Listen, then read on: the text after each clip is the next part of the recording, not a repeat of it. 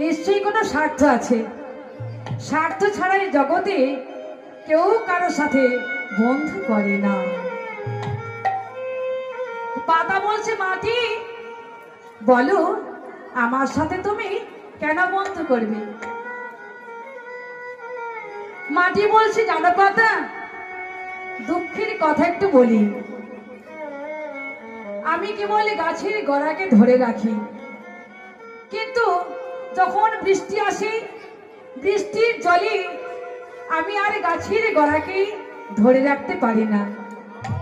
বৃষ্টির জলে আমি ধুয়ে তলিয়ে যাই। তাই পাতা, আমি তোমার সাথে বন্ধু করতে এসেছি। তুমি যদি গিয়ে আমার মাটির উপর ভালো করে ঢেকে বসো, তাহলে আমি আর ধুয়ে তলিয়ে যাব না।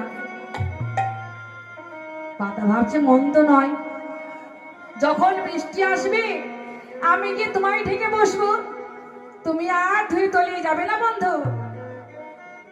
তখন পাতা বলছে, জানো মাটি, এমন একজনের সাথে আমিও বন্ধু করতে চাই। মাটি বলছে, বলো পাতা, আমি তোমায় কি সাহায্য করতে পারি?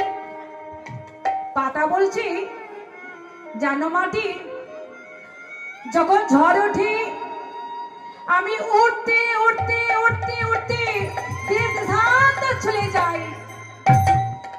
আমার কোনো ঠিকানা থাকে না।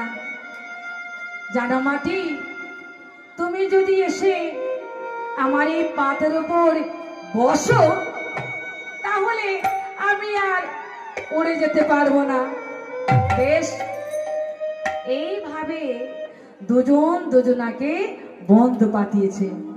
দেখুন মায়েরা, যখন বৃষ্টি আসে পাতাকে মাটিকে ঢেকে বসে, আর যখন ঝড় ওঠে মাটিকে পাতার উপর চেপে বসে। তাহলে মাটি আর ধুয়ে তলিয়ে যাচ্ছে না, আর বৃষ্টির ঝড়ে পাতাও উড়ে যাচ্ছে না।